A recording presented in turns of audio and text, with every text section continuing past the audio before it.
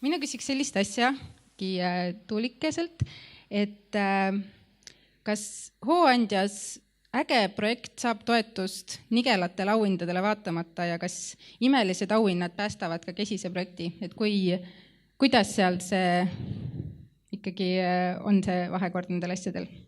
Kas see on sees? On.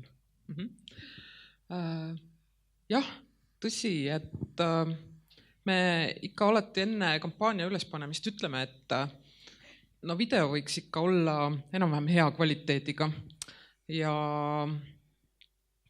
kui sa seda videot teed, et siis see mikrofon võiks sul kuskil lähedal olla või enda küljes, et väga lihtne on ju filmida telefoniga, panna need kõrvaklapid, millel on mikrofon, pistad need klapid siia pluusi alla, mikrofon jääb see välja, nagu teles pannakse ju mikrofon külge, et kui see telefon on kuskil kaugemal ja sa filmid, siis heli tuleb lihtsalt väga halb ja kui tuul sahiseb või on mingid segavad hääled, need jäävad jube hästi sinna peale ja inimesed lihtsalt ei aru, mida sa räägid seal.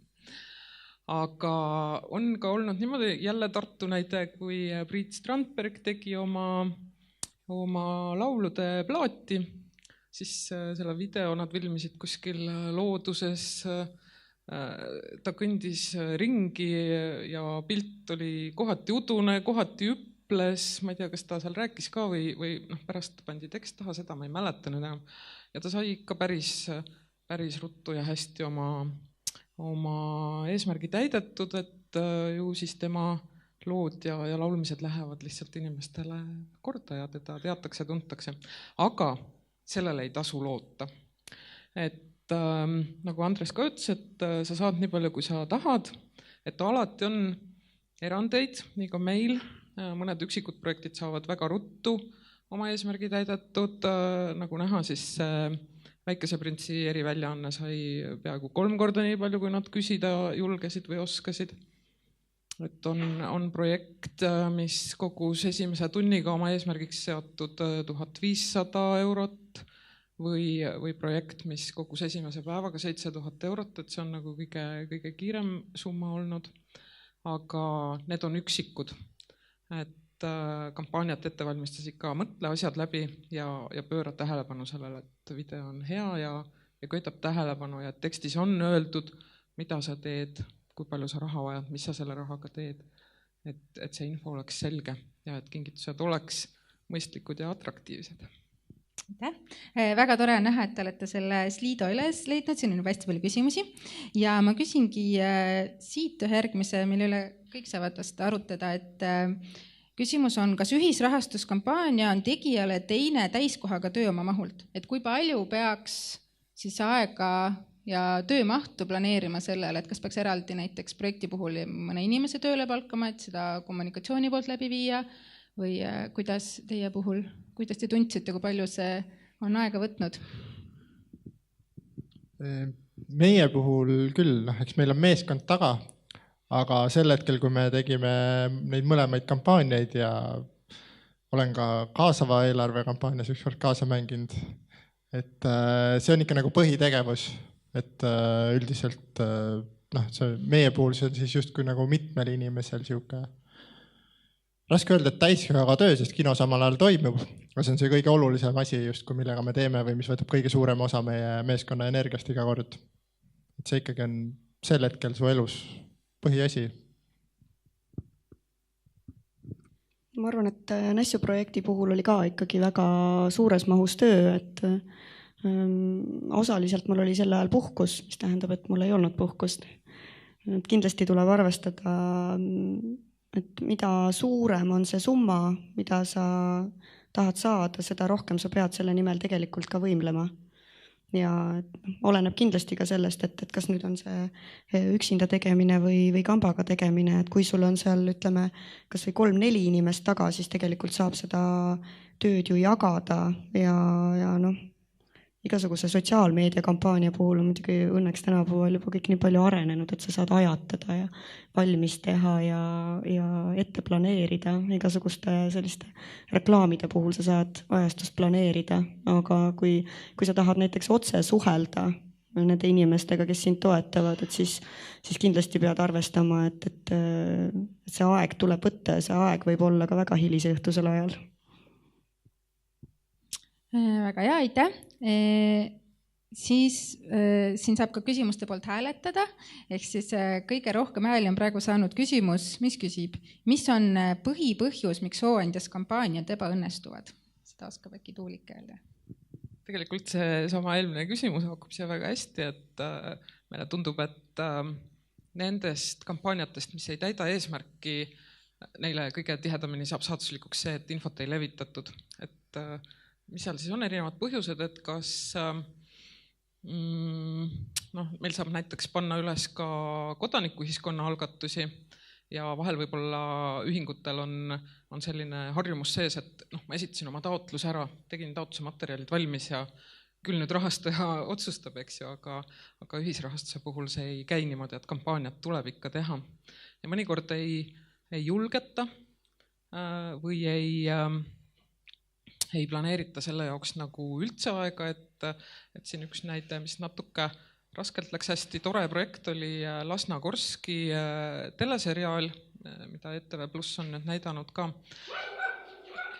Et siis, kui kampaania üles läks, siis neil tegelikult samal ajal algasid võtted ja nad olid hästi hõivatud sellega, et natuke võib-olla nad oleks ise tahtnud rohkem otse suhelda, kutsuda sponsoreid, et see jäi tegemata ja nad said ilusti kokku õnneks, et kõik läks hästi, aga et see on tihti see komistuskivi.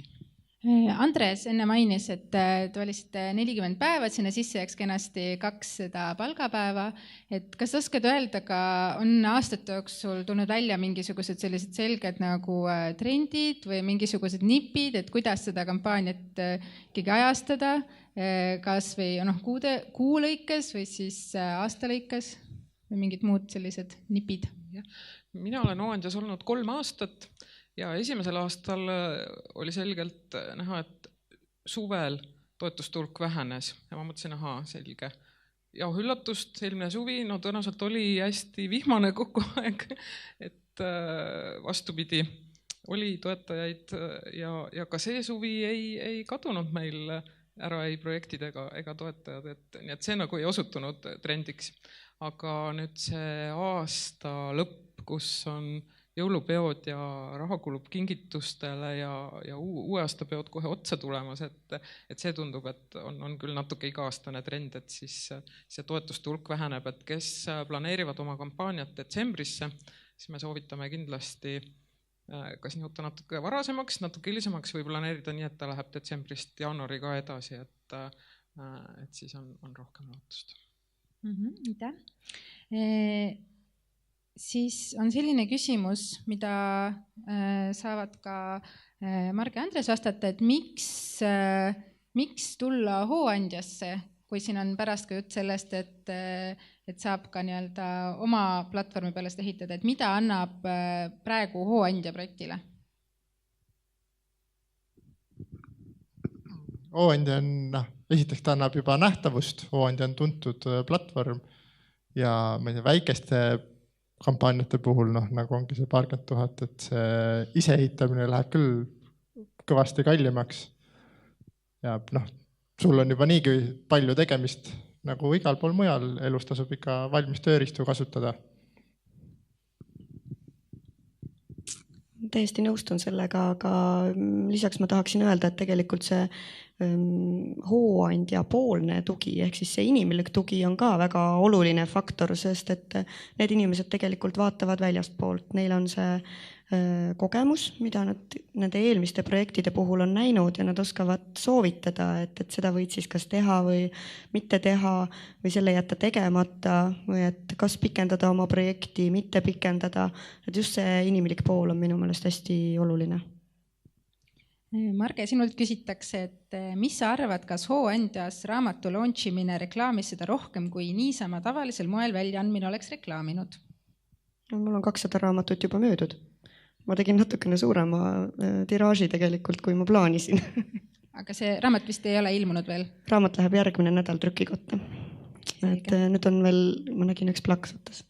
Et ma ei ole tiraaži veel ära kinnitanud, et kui nüüd keegi tahab veel suuremat tiraaži aga jah, et kindlasti see tõstis palju nähtavust, ma usun küll. Ja Andres, mis on Elektriteatri järgmine ühisrahastuskampaania? Kas oma maja? Ja oma maja. Aga kuidas üldse, et kuidas tundub, kui tihti on nagu okei küsida hooandjas või ühisrahastuse kaudu raha, et on palju, kes on seda korduvalt teinud, aga kas ühel hetkel kuidagi tundub, et tuleb see piir ette, et kulkast saab on ju 4 korda aastas küsida, aga hooandjast tunnetuslikult nagu pigem mitte, on ju? No, meie tunneme küll, et ikkagi jah, piir tuleb ette, piir tuleb endas ette, et see ongi see võtab väga palju energiat ja ongi toetajatel inimestel tuleb ka siiski küsid nagu toetust, sa ei saa käia kogu aeg anumas. Et ma ei teagi, sõltub väga kindlasti projektist, et mina olen ka selle Filmilindi festivaliga vahepeal olnud seotud, et nemad küsisid 2 aastat järjest. See väga sõltubki, võib-olla sa iga aasta festivali ja sa arvestadki seda ja sa kasutad OED-et nagu eelmüügiplatvormina teatud määral. Aga siukse igapäevastel organisatsioonidel ma arvan küll, et isegi 2 aasta tagant on võib-olla liiga tihti käia. See kõik on pigem projektipõhine. Selline küsimus tuli, et kui palju on hooandja toetajate hulgas ettevõtteid ja kas nende jaoks on toetamine mugav? Kui palju, seda ma ei oska praegu välja tuua, sest konto saab teha nii enda kui eraisiku nimele ja tihti võib-olla kui raha tulebki ettevõtte poolt, siis see inimene, kes asjaga tegeleb, on konto enda nimelt teinud, et meil ei ole nagu võimalik seda välja võtta sealt, et ta saab ka ettevõtte või organisatsiooni nimele teha. Ja mugav, et toetamine käib ikka samamoodi, tuleb teha ülekanne kodulehe kaudu ja kui vaja pärast raamatupidamisele dokumenti, siis me selle väljastame, et see ettevõte on teinud toetuse sellele projektile ja muud, mis raskust seal võiks ette tulla. Et kas pigem ettevõtted kasutavad seda sellise, et vaadatakse seal nagu ringi, et otsitakse, keda toetada või need ettevõtted, kes toetavad, on arvatavasti pigem jõudnud kuidagi sellise ka otse siis reklaami või teavituse kaudu? Jään vastuse võlgu, et meil ei ole seda infot, aga jah, tõenäoliselt nad jõuavad ikkagi kuidagi selle sama põhjuse kaudu, et see projekt läheb korda, inimesed, kes seal ettevõttes töötavad või otsustavad, on sattunud hooandjasse. Ja selline küsimus tuli ka, et kas hooandja võiks aidata mul videoid valmistada, kui ma ise ei oska või kas ta oskab soovitada tegijaid, kes seda teevad? Hooandja ei aita praegu, meil ei ole sellist teenust. Kui tõesti keegi videoga väga ette jääb, siis arutame, et mida teha. Küll leiab võimaluse. Meil natukene siin aeg pressib takka ja ma küsiks sellise küsimuse lõpetuseks Andreselt ja Margelt, et kuigi teie mõlema projektid lõppesid edukalt, et kas on midagi, mida te teeksite nüüd teisiti või midagi, mida te oleksite tahtnud, et te teaksite enne projektiga alustamist?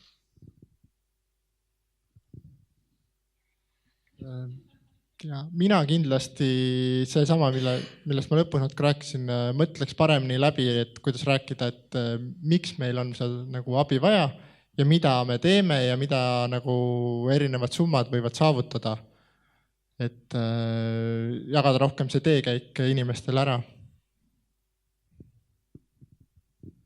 Ma väga soovitan kõigile, et ärge hakake samal ajal kodus remonti tegema. Et kui teil on nagu 2 suurt projekti ja te otsustate maha võtta pooled oma koduseinad ja siis samal ajal teete hooandja kampaaniat, siis see võibki tähendada 2 kohaga tööd. Aga muul juhul ma väga soovitan hooandjasse minna. Aitäh teile! Nüüd teeme väikese 10-minutilise jalasirutuspausi ja siis tuleme tagasi ja kui kellelgi jäi midagi küsimata, siis pärast saab siin samas saalis kohvi ja suupiste kõrvale veel juttu ajada. Aitäh!